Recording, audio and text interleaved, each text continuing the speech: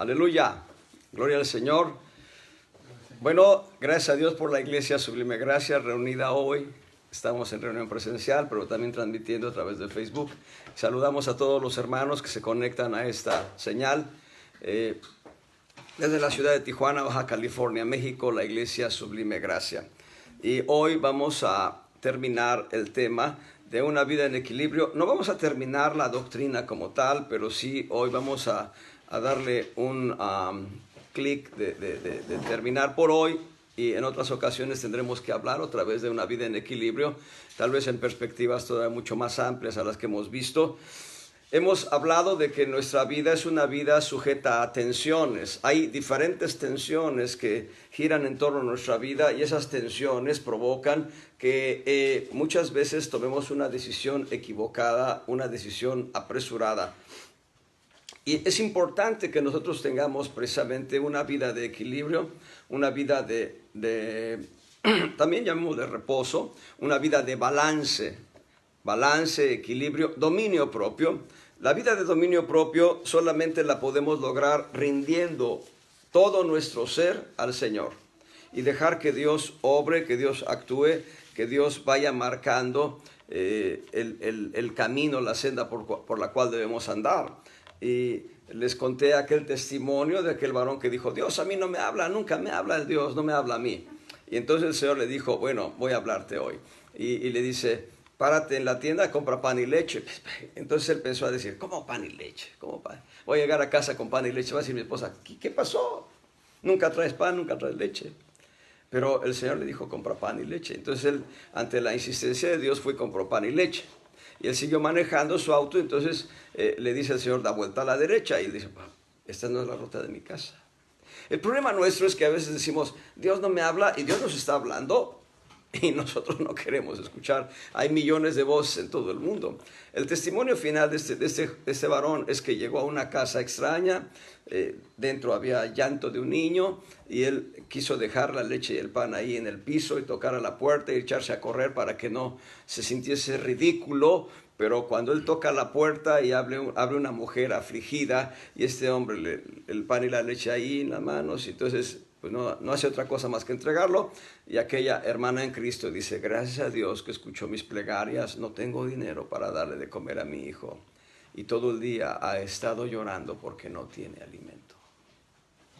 A veces nosotros dejamos pasar las oportunidades que Dios nos da cuando Él nos habla. Entonces debemos tener una vida de justo equilibrio. Hemos hablado del justo equilibrio entre la palabra rema y la palabra logos. Hay gente que se guía solamente por las remas de Dios. Ese es el prototipo de las iglesias de Corinto. La iglesia de Corinto era una iglesia que se movía en los 9 dones espirituales, pero era una iglesia ignorante en cuanto al plan de Dios en la palabra escrita. En tanto que las iglesias de Galacia eran muy conocedoras de la palabra de Dios y no se movían en la unción del Espíritu Santo. Son iglesias que conocieron la unción del Espíritu Santo y se movieron en la unción del Espíritu Santo, pero dejaron la unción. Pablo les escribe a los Gálatas con esa exhortación. Entonces nosotros debemos tener justo equilibrio.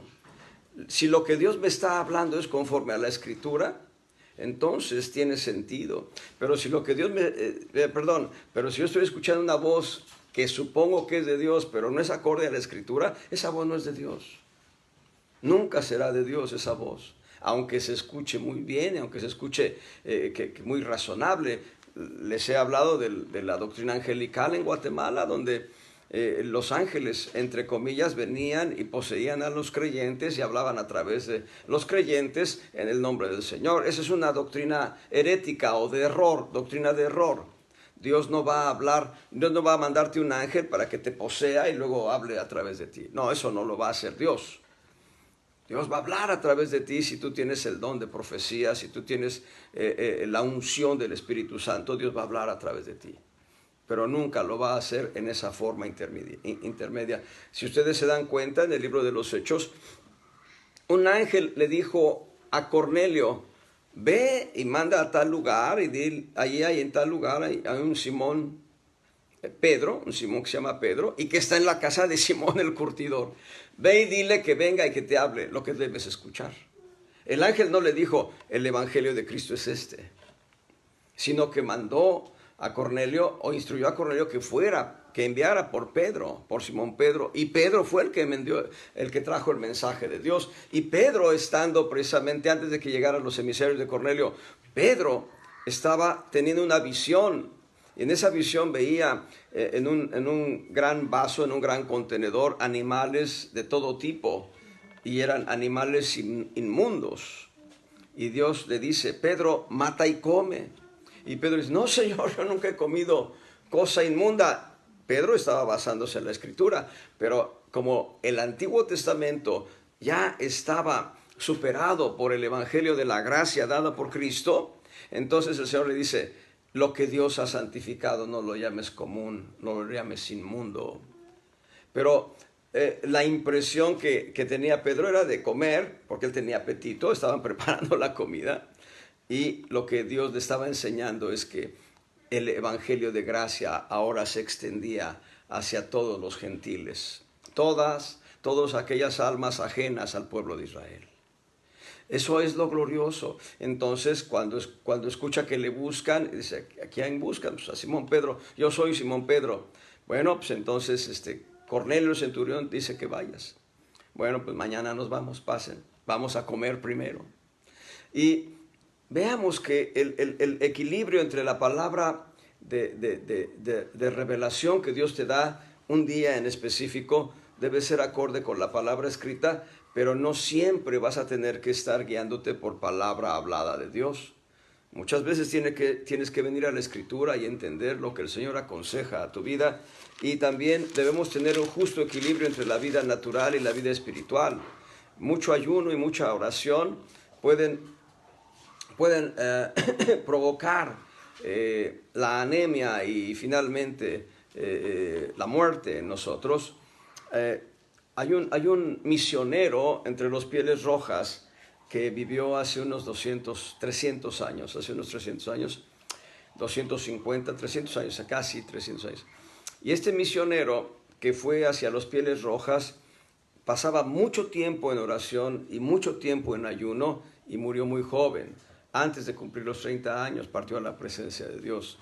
Pero nosotros debemos tener el justo equilibrio, y debemos ir en el justo equilibrio. Debemos alimentar nuestro cuerpo natural, nuestro cuerpo físico, pero debemos alimentarlo correctamente, no con chatarra, ¿verdad? No con alimentos chatarra, que no son alimentos. Son ingestas chatarras, ya no le llamamos alimentos, ingestas chatarras. Debemos tener el justo equilibrio en la alimentación, pero también debemos tener una búsqueda del rostro de Dios en oración, en alabanza, en adoración. El día tiene 24 horas. El día tiene 24 horas. El diezmo de 24 horas es 2 horas con, ahorita les digo muy bien. ¿Cómo? 2 horas con 40 minutos. 2 horas con 40 minutos. Gracias, hermana Angélica. 2 horas con 40 minutos es el diezmo. Debemos dedicarle unas 2 horas y media, un poco más de 2 horas y media, a la oración y al ayuno, a la oración y a la lectura de la palabra. Si ustedes lo dividen en dos, pónganse a orar 1 hora continua, o divídenle fracciones. En las mañanas 20 minutos de oración continua, al mediodía otros 20 minutos de oración continua, por las noches en lugar de 20, 35 minutos de oración continua. Y también a leer la palabra de Dios. Yo me he hecho el propósito de estar leyendo la Biblia completa. Y bueno, he fraccionado la Biblia en manera tal que pueda yo leer la Biblia completa. Pero cada uno tiene su propio plan. Hay diferentes planes de lectura de la palabra, y es muy importante darle al Señor tiempo para estar en comunión con Él. Número 3, equilibrio entre la responsabilidad humana y la soberanía de Dios. Nosotros debemos tener el justo equilibrio en lo que atañe a nosotros y dejar que Dios haga lo que le corresponde a Él. No debemos interferir en la obra de Dios, en lo que Dios debe hacer, no debemos interferir. Decía mi pastor que conocí en la Ciudad de México, el que ministró a mi vida por años, decía él, cuando tú trabajas, Dios descansa. Cuando tú descansas en Dios, Dios va a trabajar. en aquello que tú necesitas. Así que debemos tener ese justo equilibrio. Eli, el sumo sacerdote, no corrigió a sus hijos. David es un varón conforme al corazón de Dios en 7 diferentes aspectos, pero David no fue un buen padre. El rey David no fue un buen padre. Fue un buen guerrero, sí. Peleó las batallas de Israel, sí. Y buscaba el rostro de Dios, como no. Él era un hombre, un adorador de Dios, pero fue un mal padre. Y por esa mala paternidad que ejerció, 3 de sus hijos sufrieron las calamidades de no corregir a tiempo y correctamente a sus hijos. El 4.º hijo fue fruto del adulterio y también partió a la presencia de Dios por haber adulterado David contra la esposa de uno de sus valientes, Urías. Debemos tener ese justo equilibrio, debemos asumir nuestra responsabilidad como padres, o nuestra responsabilidad como hijos, o nuestra responsabilidad como estudiantes. En donde tengamos una responsabilidad, asumámosla, pero dejemos que Dios actúe en lo que atañe a su soberanía. Nosotros tenemos que testificar de Cristo a la gente. Dios es el único que sabe quiénes van a ser salvos y quiénes no. Como yo no lo sé, debo testificarle a la gente de Cristo. Número 4, debemos siempre tener el justo equilibrio entre escoger lo bueno y desechar lo malo. Y yo agregaría en este punto específico, entre lo bueno y lo excelente, siempre ir por lo excelente. El número 5, el justo equilibrio entre gracia y verdad. No porque Dios sea un Dios de gracia, debo moverme fuera de la verdad. La misericordia y la verdad se encontraron. La justicia y la paz se besaron. Salmo 85, versos 10 y 11. La misericordia es la mano de Dios que se extiende desde el cielo hacia la humanidad para bendecirla. La verdad es nuestra condición. Nuestra condición nos dice que no somos merecedores, pero por eso es misericordia, por eso es gracia, porque no somos merecedores. Aquella mujer que intercedía por su hijo, un criminal, e iba y le decía a las autoridades, tengan misericordia de mi hijo. Y un día alguien la encaró a esta mujer y le dijo, señora, ¿no sabe todo lo que ha hecho su hijo? Esto y esto. Y decía ella, por eso pido que tengan misericordia. Porque la misericordia es a quien no tiene dignidad de recibirla. Y Dios ha manifestado su misericordia para con nosotros. Debemos tener el justo equilibrio entre la misericordia o la gracia y la vida de verdad. Debemos vivir conforme a la verdad. Número 6, entre la vida y la muerte. Bueno, Cristo ya obró vida para nosotros y Él quiere que nosotros muramos al mundo, muramos a los anhelos o deseos de nuestra carne y vivamos a Cristo. Hay un grupo cristiano que incluso tiene su programa de radio y patrocina la impresión de muchas Biblias y Nuevos Testamentos. Ese grupo cristiano utiliza una expresión, vivir a Cristo, y como que no se entiende del todo. Yo sí la entiendo, y si ustedes la entienden, qué mejor, pero vivir a Cristo es realmente la experiencia cotidiana de experimentar la vida de Cristo dentro de nosotros. O sea, lo dicen de manera ya compendiada, compactada. Sí, estos hermanos dicen, vivir a Cristo. Vivir a Cristo es la experiencia cotidiana de tener la vida de Cristo fluyendo desde nosotros, desde nuestro interior hacia afuera. Eso es vivir a Cristo, experimentar la vida de Cristo en nosotros cada día. Y esto es el 6º punto. Y hoy vamos a entrar al 7º punto y vamos a agotar este tema por hoy. Y en otra ocasión, que Dios nos guíe, hablaremos nuevamente de una vida de equilibrio, de balance, tal vez en una perspectiva completamente distinta. Y quiero que veamos el punto de partida, pero después vamos a ver un mundo de verdades hoy o hasta donde se alcance el tiempo. Ahí en Apocalipsis capítulo 5, versos 1 al 6, hoy vamos a hablar del séptimo principio de equilibrio. Apocalipsis 5, del 1 al 6. Y vi en la mano derecha del que estaba sentado sobre el trono un libro escrito de dentro y de fuera, sellado con 7 sellos. Él ve un libro, el apóstol Juan es quien tiene la revelación del libro, y él ve un libro en la mano derecha del que estaba sentado en el trono. En el trono hay 2 personas sentadas. Está el Padre Celestial y está el Hijo, Jesucristo el vencedor. Nada más que aquí, por el contexto, vamos a encontrar que quien tiene en sus manos el libro es el Padre. Dice el verso 2, y vi un fuerte ángel que predicando en alta voz, ¿qué predicaba? ¿Quién es digno? Preguntaba él. ¿Quién es digno de abrir el libro y de desatar sus sellos? 3. Y ninguno podía, ni en el cielo, ni en la tierra, ni debajo de la tierra, abrir el libro, ni mirarlo. Verso 4. Y yo lloraba mucho, el apóstol Juan lloraba mucho porque quería conocer los misterios que encerraba ese libro, porque no había sido hallado ninguno digno de abrir el libro, ni de leerlo, ni de mirarlo. Verso 5, y uno de los ancianos me dice, no llores. Noten aquí el punto de equilibrio.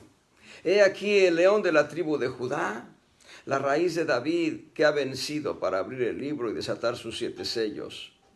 Y miré, y he aquí en medio del trono y de los 4 animales, y en medio de los ancianos, estaba un cordero. El anciano está diciendo, el león de la tribu de Judá. Pero cuando voltea a Juan, no ve a un león, ve a un cordero como inmolado. Dice, el león de la tribu de Judá, el verso 6, estaba un cordero como inmolado que tenía 7 cuernos y 7 ojos, que son los 7 espíritus de Dios, enviados en toda la tierra. Y quiero decirles, en primer lugar, que a veces nuestra concepción de quién es Cristo es una concepción distorsionada o parcial. Si es una concepción distorsionada, eso es grave. Cuando es una concepción parcial, por lo menos tenemos la oportunidad de ver el polo opuesto para ver en justo equilibrio y saber quién es Cristo. Y ahorita voy a hablar un poco más también de quién es Dios y del Espíritu Santo. Pero empecemos por Cristo. La perspectiva que se le da a Juan es, he aquí el león de la tribu de Judá, el que ha vencido. En realidad, cuando voltea, él no ve un león, ve un cordero.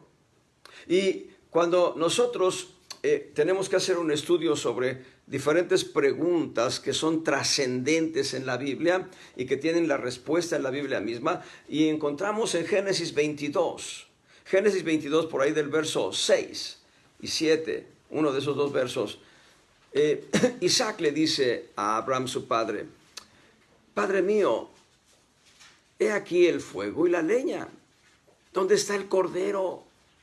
¿Dónde está la víctima del holocausto? Y él dijo, ¿dónde está el cordero? Y muchos siglos después, pasados unos 2,000-3,000 años, no sé cuántos miles de años pasaron, Juan el Bautista ve venir a Jesús al río Jordán y voltea y lo ve y dice, he aquí el Cordero de Dios que quita el pecado del mundo. Y la pregunta de Isaac fue contestada muchos años después. Y es bueno ver a Jesús como el Cordero de Dios que quita el pecado del mundo. Y es bueno ver a Jesús como nuestro Salvador personal. Eso es glorioso. Cuando nosotros confesamos a Jesús como nuestro Salvador personal, es glorioso. Y nosotros tenemos acceso a la patria celestial y tenemos acceso a la misma presencia de Dios, a la gloria de Dios. Porque este séptimo punto tiene que ver con la gloria de Dios. Pero la tragedia que tienen los creyentes y la tragedia que tenemos nosotros como creyentes es que dejamos de ver a Cristo como el Señor. Es la diferencia. Yo he oído gente que habla de la salvación como un trámite, como un mero trámite. Aquí está el papel, séllelo, ya está listo. Hace años, ya bastantes años de esto, cuando murió un cómico, un comediante, leí una nota que decía, la esposa decía, bueno, ahora él va a estar en el cielo haciendo reír allá a los ángeles. Es una concepción no solo distorsionada ni limitada, es una concepción completamente ajena a la Escritura. Nosotros no vamos a estar contando chistes en el universo, en el cielo, en el glorioso cielo de Dios. Nosotros vamos a estar glorificando a Dios por la eternidad. Y el problema que tenemos nosotros es que a veces traemos esas concepciones distorsionadas del mundo en nuestro corazón y dejamos de ver a Cristo como el Señor. Si nosotros hacemos una trayectoria desde Génesis hasta Apocalipsis para ver quién es Cristo, quién es el Cristo, y voy a decirles nada más algunas semillas. El ángel de Jehová en el Antiguo Testamento es Cristo. Melquisedec, que aparece en Génesis 14, es Cristo. Pero todos aquellos corderos que fueron sacrificados durante miles de años antes de que viniera el Señor Jesús a la tierra y se humanara y fuera a la cruz, aquellos corderos solamente prefiguraban al verdadero Cordero de Dios. Pero seguimos transitando por la Escritura y encontramos que Él es Emmanuel, así lo dice el profeta Isaías 2 veces por lo menos. Emmanuel significa Dios con nosotros. Y aquí quiero abrir un paréntesis. Hay quienes dicen Diosito. Diosito. Los que no conocen a Dios, bueno, porque no lo conocen. Pero Dios no es pequeñito para minimizarlo.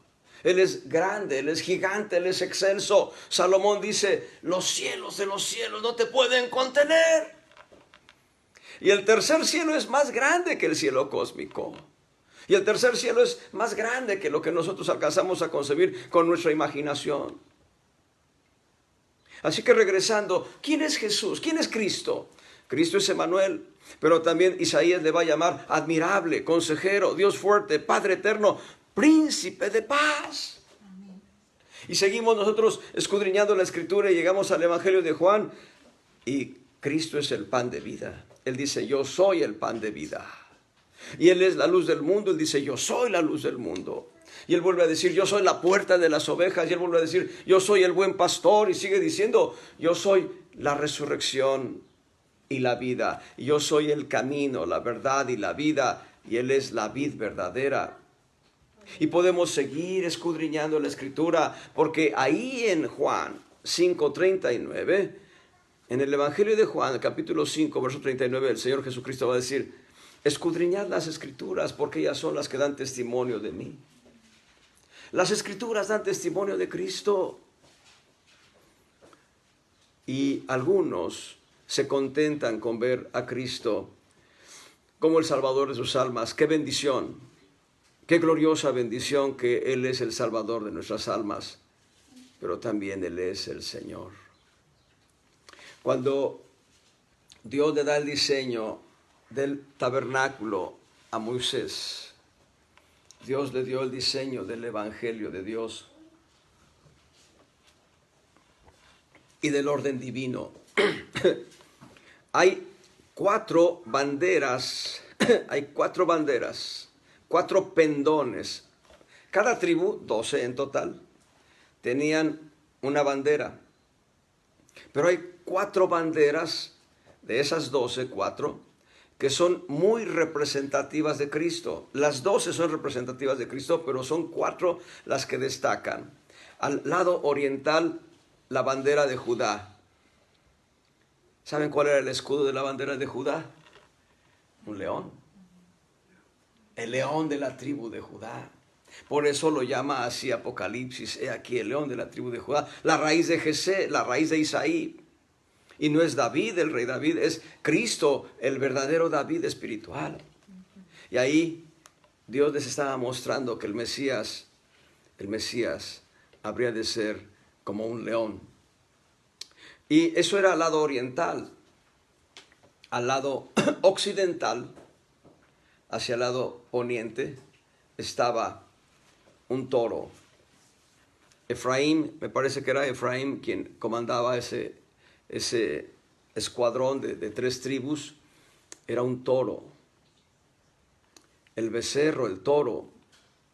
Bueno, el becerro es un toro joven y era el toro. Al lado sur del tabernáculo, el estandarte que emergía como más representativo era el de Rubén. Rubén, el hijo del hombre. Rubén representa al hijo, ved al hijo. Y finalmente, al lado norte del tabernáculo, el estandarte, la bandera que era más sobresaliente era la del águila. ¿Saben? 4 banderas sobresalientes, 4 evangelios de Cristo. El primer evangelio, que es el de Mateo, nos habla de Jesús, el león de la tribu de Judá. El segundo evangelio, que es el de Marcos, nos habla de Jesús, el siervo de Dios, el que viene a servir y que está representado por el toro, y que la perspectiva de nuestra salvación es el cordero. No son 2 animales idénticos. El cordero es uno, el toro es otro, pero quiero explicarlo de esta manera. El toro sirve con su fuerza. Y el toro era el sacrificio más grande que podía ofrecerse delante de Dios en holocausto. Tenemos Lucas, es el evangelio que presenta a Jesús, el Hijo del Hombre. Marcos representa al evangelio de Jesús, el Hijo, Jesús el siervo, pero Lucas representa a Jesús el evangelio, el Hijo del Hombre. Eso lo va a decir en la genealogía que fue de Adán. Adán significa hombre y Jesús es el Hijo del Hombre. Y el Evangelio de Juan nos muestra a Jesús, el águila volando. Por eso digo, ¿qué tanto conocemos a Cristo? ¿Qué tanto tenemos la experiencia de vivir a Cristo, como dicen estos hermanos, o de experimentar que la vida de Cristo fluya a través de nosotros? Deben saber algo que es muy importante. Él es indiscutiblemente el Salvador de nuestras almas. No hay discusión al respecto. Él es el Salvador de nuestras almas. Jesús, el Hijo de Dios. De hecho, el nombre Jesús, la palabra Jesús, significa Salvador. Eso significa Jesús, Salvador. A mí no me gusta que les digan a los que se llaman Jesús chavos. Ese chavo, mi chava, ¿cómo estás, chavo, chava? No me gusta porque están denigrando el nombre de Jesús, mi Salvador. Pero Él también es el Señor. El león no se detiene ante la presa. El león no se detiene ante el enemigo. Así dice el proverbio, el león que no vuelve atrás para nada. Él es el león de la tribu de Judá. Y si bien como toro viene a servir y a ser servido, perdón, no viene a ser servido, viene a servir, no a ser servido, viene a servir. Cuando el toro embiste con sus cuernos, la víctima puede morir. Sobre todo cuando los cuernos no están afeitados. Es decir, los cuernos por naturaleza, los cuernos en el toro por naturaleza tienen una punta semejante al filo de un diamante. Y con la fuerza con que embiste el toro, puede cortar como si fuera un bisturí, pero con la fuerza que embiste, corta y corta en serio. Y entonces, una cosa es ver a Jesús como el siervo doliente, y cosa diferente es verlo como el juez. El juez que ha de determinar los límites de nuestra conducta. El león nos habla del vencedor, pero ¿quién fue quien realmente venció en la cruz? El Cordero. El Cordero, porque fue obediente hasta la muerte y muerte de cruz. El profeta Isaías dice, como cordero fue llevado al matadero y como oveja delante de sus trasquiladores, enmudeció y no abrió su boca. Pero con esa actitud de cordero en la cruz, Él vence al diablo, a la muerte, vence al pecado, vence la carnalidad. Él da muerte a todo ello. Pero viene un día, amados hermanos, en que vamos a ser juzgados también los cristianos, no para ir al infierno, pero sí para recibir galardón o para pérdida de galardón eterna. ¿Cómo es nuestra vida? ¿Cómo es la circunstancia en la que nosotros nos movemos?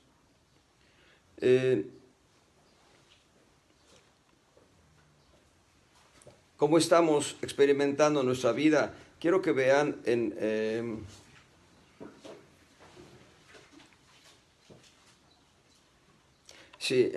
Romanos 14:10.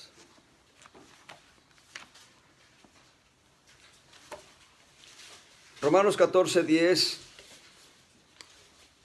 perdón. Mas tú, ¿por qué juzgas a tu hermano? O tú también, ¿por qué menosprecias a tu hermano? Porque todos hemos de estar ante el tribunal de Cristo. Todos hemos de estar ante el tribunal de Cristo. Y allá en 2 de Corintios, en el capítulo 5, verso 10,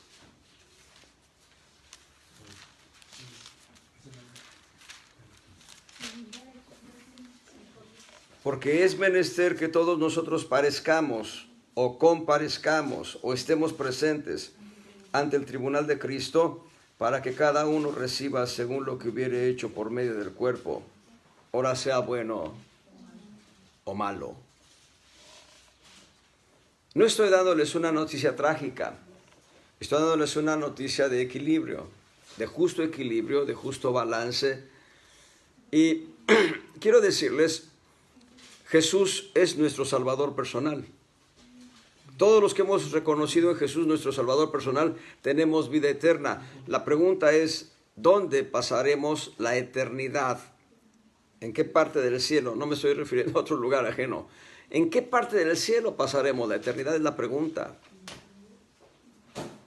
Nuestra calidad de vida cristiana determinará si nosotros pasamos la eternidad en el trono, al lado de Cristo, o frente al trono. Decía un predicador, y me impacta esto que él decía, los que sirven aquí descansarán allá. Los que no sirven aquí van a servir allá. Es decir, no van a tener inactividad. Pero empecemos. Vean lo que dice Eclesiastés capítulo 11, en la parte final.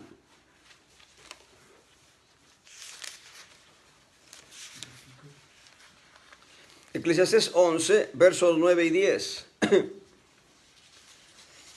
Alégrate, mancebo, alégrate, joven, en tu juventud, en tu mocedad, y tome placer tu corazón en los días de tu juventud, y anda en los caminos de tu corazón, y en la vista de tus ojos, pero sabe que sobre todas estas cosas te traerá Dios a juicio. Quita pues el enojo de tu corazón y aparta el mal de tu carne, porque la mocedad y la juventud son vanidad. El verso 1, Eclesiastés 12, verso 1. Y acuérdate de tu Creador en los días de tu juventud, antes que vengan los malos días y lleguen los años de los cuales digas, no tengo en ellos contentamiento. Y si bien algunos podrán decir en estos momentos, bueno, pues está hablando a los jóvenes. Yo ya tengo 64 años, ¿no? Amados hermanos, Dios está hablándole a toda la humanidad y específicamente está hablándole hoy en este momento específico a través de esta enseñanza al pueblo de Dios, a los que somos redimidos. El hecho de que yo tenga seguridad de salvación no es una póliza en blanco para que yo haga todos los placeres que le gusten a mi carne. Porque de todo, dice, traerá Dios a juicio. Lean Efesios y van a encontrar que de toda palabra vana, Dios traerá a juicio. Y ella no solamente habla de jóvenes, habla en términos generales. Y entonces lo que quiere enseñarnos el Señor hoy es que veamos a Jesús como nuestro Salvador personal, pero también veamos a Jesús como el Señor de nuestras vidas. Si yo entro a una oficina a trabajar, hay un jefe sobre mí. Si yo no respeto al jefe, me corre. Si yo no hago lo que las instrucciones del jefe me dan, me corre. Me cuesta el trabajo, ya no tengo empleo. Pues eso suena regular comparado con que yo llegue ante el tribunal de Cristo y el Señor me diga, a ver, Santiaguito, Chaguito, vamos a proyectar tu vida. Y sigue ahí la vida. Y no, Señor, no, qué pena, qué vergüenza, no hagas eso. Él va a juzgar nuestra calidad de vida cristiana en esta tierra, porque Él es el Señor.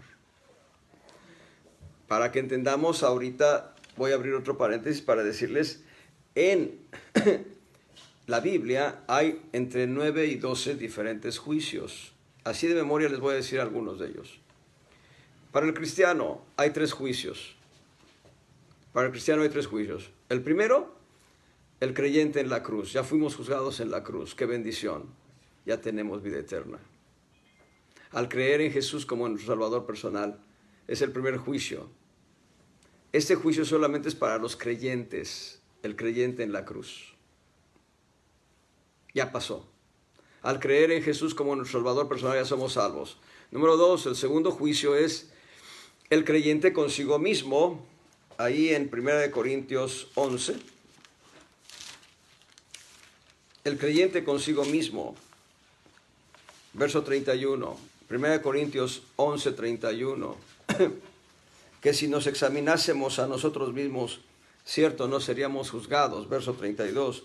Mas siendo juzgados, somos castigados del Señor para que no seamos condenados con el mundo. Noten, la seguridad de salvación es una realidad.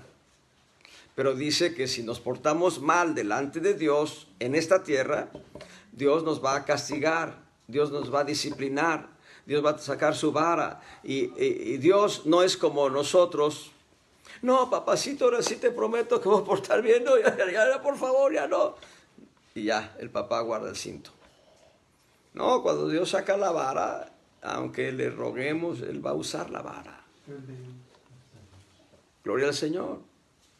Y este es el juicio del creyente consigo mismo en su diario caminar. En su diario caminar.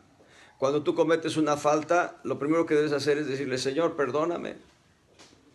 Para que esa conducta incorrecta no se proyecte en el tercer juicio, que es el tribunal de Cristo. Hay 3 juicios para el cristiano.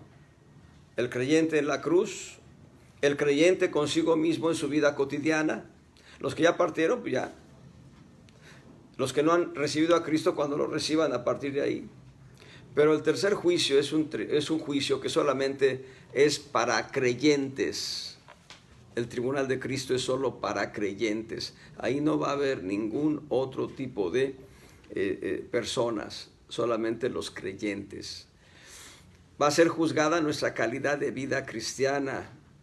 Ahí en el tribunal de Cristo se va a juzgar si fui un buen padre hacia mis hijos o no. Ahí en el tribunal de Cristo se va a juzgar si fui un buen pastor o no lo fui. Ahí se va a juzgar si fui un buen esposo o no fui buen esposo. Todo se va a juzgar ahí. ¿Y eso qué va a determinar? Ese tribunal de Cristo, ¿qué va a determinar si mi salvación no se pierde? Va a determinar el lugar en el que voy a estar en el cielo. Va a determinar si alcanzo un galardón o no. El tribunal de Cristo no determina el destino final de nuestra vida espiritual, sino determina si alcanzamos o no alcanzamos galardones. Cuando Dios me dijo, háblale del evangelio a esta jovencita y no lo hice, ya le pedí perdón a Dios. Pero en otros casos en que Dios nos ha dicho, habla mi palabra. Ay, Señor, a lo mejor no quieren. El Señor está diciendo, habla tu palabra, habla. Hay ocasiones en que yo estoy en esa situación, esa disyuntiva, y ya se va la persona y tengo que, ven. Quiero hablarte del amor de Cristo. Hay quienes escuchan, hay quienes no. Eso se va a juzgar allá en el tribunal. Palabrotas groseras que yo he hablado, si no las juzgué delante del Señor, que no debo hablar palabras groseras, obviamente. En el tribunal de Cristo se van a proyectar. Amados, esos son los 3 tribunales o los 3 juicios. Hay más. Está el juicio de las naciones. Dios va a juzgar a las naciones por su conducta frente a Israel. Está el juicio de Israel. Las 12 tribus de Israel van a ser juzgadas por los 12 apóstoles del Cordero. Las 12 tribus de Israel van a ser juzgadas por los 12 apóstoles del Cordero. Está el juicio del cielo y la tierra. Está el juicio de Satanás y sus ángeles. Cada juicio es diferente. Y está el juicio del gran trono blanco.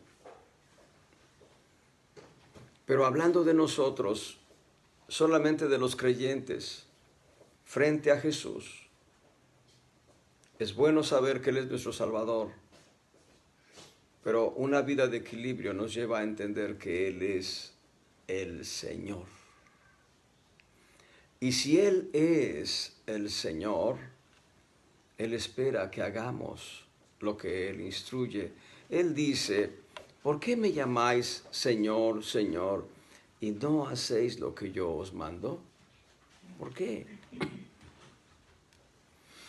En otro pasaje dice, en aquel día muchos me dirán, Señor, en tu nombre echamos demonios, en tu nombre hicimos milagros. Yo les diré, nunca os conocí, apartaos de mí, malditos al fuego eterno, preparado para Satanás y sus ángeles. Está hablando de gente no salva. Hay quienes usan el nombre de Jesús en la llamada brujería blanca, lo cual no es, ni es blanco, ni es bueno.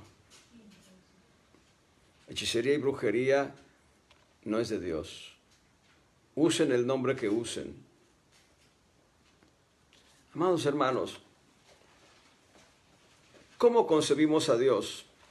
De verdad, ahorita estoy brincando un poco de Jesús a quién es nuestro Dios.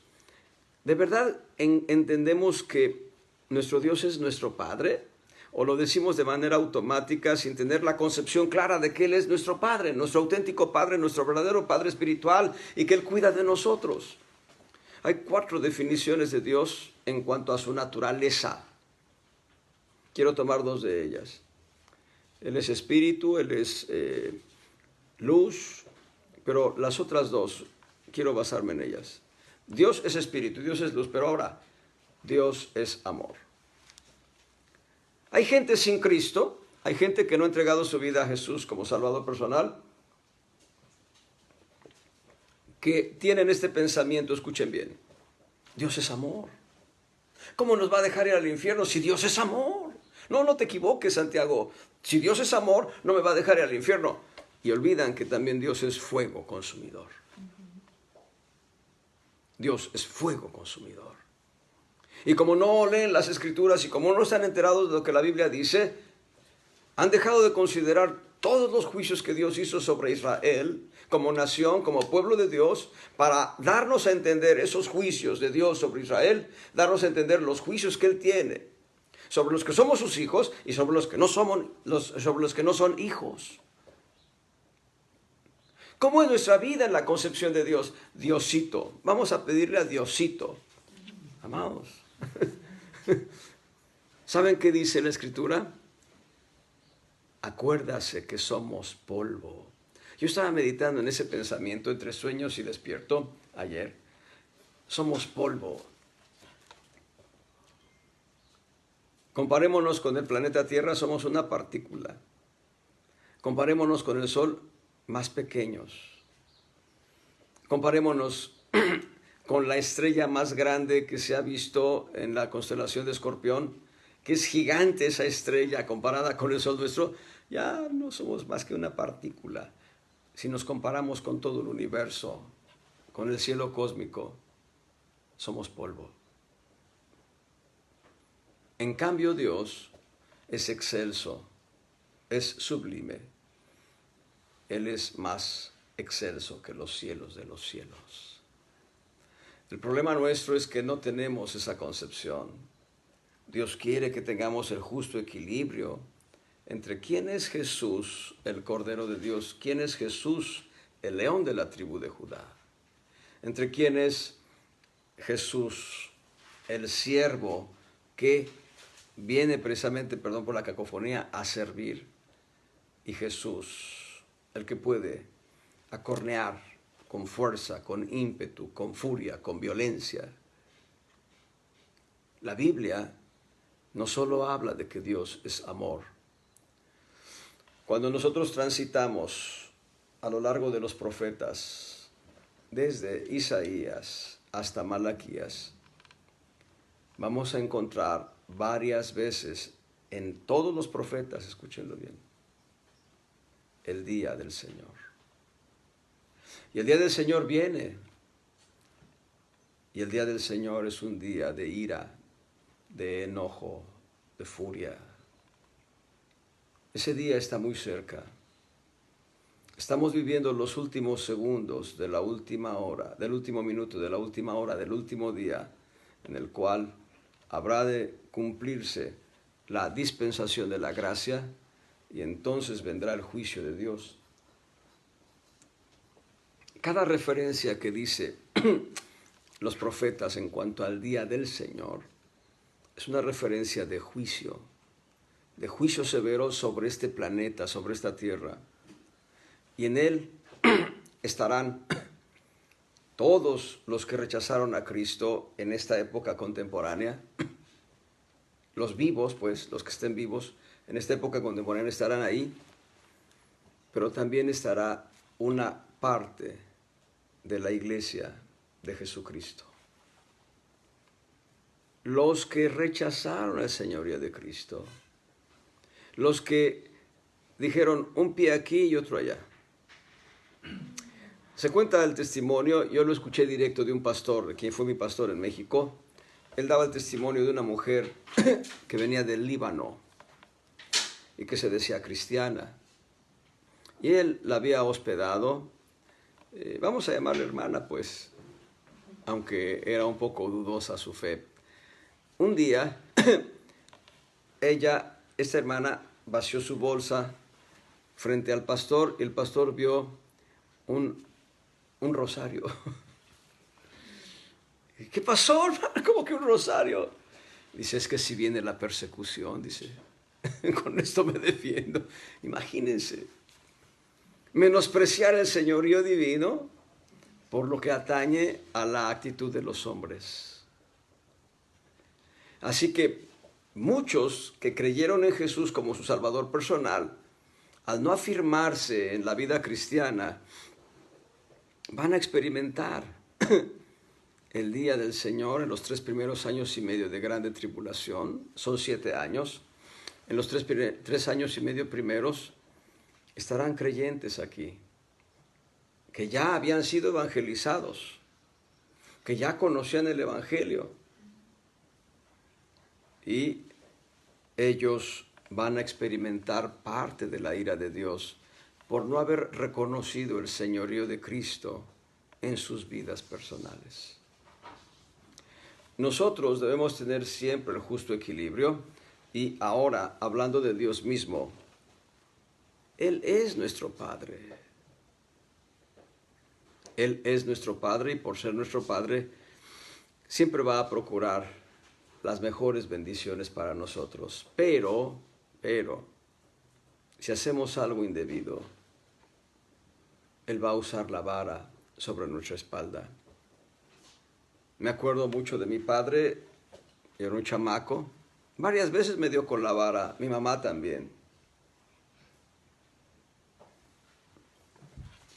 Una ocasión, una de las muchas ocasiones que fui acreedor a la vara de mi papá, al cinto de mi papá, fue una ocasión en que nos fuimos al aeropuerto y de la casa que era de mis padres, hoy es de uno de mis hermanos, al aeropuerto hay una distancia muy larga, muy larga. Nos fuimos en camión, bueno, llegamos en camión, estuvimos viendo ahí los aviones, no había tanta barda alrededor del aeropuerto, solamente malla ciclónica, se podían ver los aviones, etc. Estoy hablando desde hace poco más de 50 años. Pero en el regreso iba uno de mis hermanos y otros amigos. En el regreso no sabíamos dónde abordar el camión, así que a caminar. Y nos cayó la noche. Y obviamente mis papás, pues, tronándoselos, ¿de dónde están estos chamacos?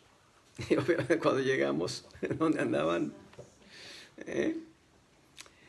Saben, a veces así el creyente dice, ay, mira este camino, esta senda se ve bonita. Y empiezan a caminar por una senda equivocada. Empiezan a escuchar voces de este mundo que les cautivan el oído. Y cuando se dan cuenta, ya están lejos del camino del Señor. Y si son hijos de Dios, bueno, pues viene la vara de Dios sobre la espalda de los hijos de Dios. Debemos reconocer a Dios, además de Padre, como el Señor, como el Dios vivo y celoso. Es un Dios celoso de nosotros. Debemos reconocerle como Dios vivo y celoso. Hablando de Cristo otra vez. Cristo es nuestro hermano mayor. Yo tengo un hermano mayor, todavía vive. Le mando saludos a mi hermano Javier. Yo era un niño y él pudo trabajar y comprar una bicicleta y me paseaba en su bicicleta. Después, trabajando, ahorró dinero, compró su auto y nos paseaba y nos llevaba. Y yo lo veía y siempre lo he visto como un segundo padre. Y bueno, ya ni sé por qué iba a hablarle de Javier. Ah, sí, porque él nos prodigaba, él y mi hermano Gregorio, los dos mayores. Ellos sufrieron mucha escasez en la vida de familia. Y obviamente nosotros habíamos sido instruidos en la verdad. Papá y mamá nos dijeron, a David y a mí, los santos reyes no existen. No le digan esta verdad a sus amiguitos, a sus vecinos, porque ellos no lo van a entender. Van a crear un gran dilema. Pero ustedes deben saber, los santos reyes no existen. En realidad son los padres los que compran los juguetes de los hijos. Y como nosotros no tenemos dinero para comprarles juguetes a ustedes, pues lo que tenemos es un ahorro para comprarles los uniformes de la escuela primaria y los útiles de la escuela primaria. Así que ese es su regalo de Reyes, pero ahí va un carrito chiquito y ahí va una golosina, pero sepan, los Reyes no. Bueno, pues, así crecimos con la verdad, pero pasan los años y mis hermanos mayores, Javier y Goyo, empiezan a trabajar y entonces nos llegan con el mito. El 6 de enero, ¡hey! Mira lo que te trajeron los reyes. ¿Cuáles reyes? Fueron ustedes, no le hagan al cuento. Ya conocíamos la verdad. Esa es una línea de mentira. Mentirle a los hijos les enseña a ser mentirosos. Una vida licenciosa de padres enseña a los hijos a ser licenciosos. Padres irresponsables que se drogan delante de los hijos tendrán hijos adictos a las drogas. Y todo eso lo va a juzgar Dios. depende del bando donde estemos. Y quiero regresar con los hermanos porque cuando tenemos un hermano mayor que nos prodiga bendiciones, que nos dice esto, lo otro, aquello, eso es nada comparado con Jesús, nuestro hermano mayor. En Juan, en el Evangelio de Juan, en el capítulo 20, en el verso 17, dícele Jesús a María Magdalena, dice, no me toques, porque aún no he subido a mi Padre, mas ve a mis hermanos y diles, subo a mi Padre y a vuestro Padre, a mi Dios y a vuestro Dios. Y quiero que entendamos esto. Quiero que experimentemos a Jesús como nuestro hermano mayor y a Dios como nuestro Padre celestial. Me bendice mucho cuando la hermana Angélica habla de todo lo que Dios le da. Ella dice, solamente lo pudiste haber hecho tú, papi. Porque ella experimenta a Dios como Padre. Y Dios quiere que experimentemos precisamente la paternidad de Dios.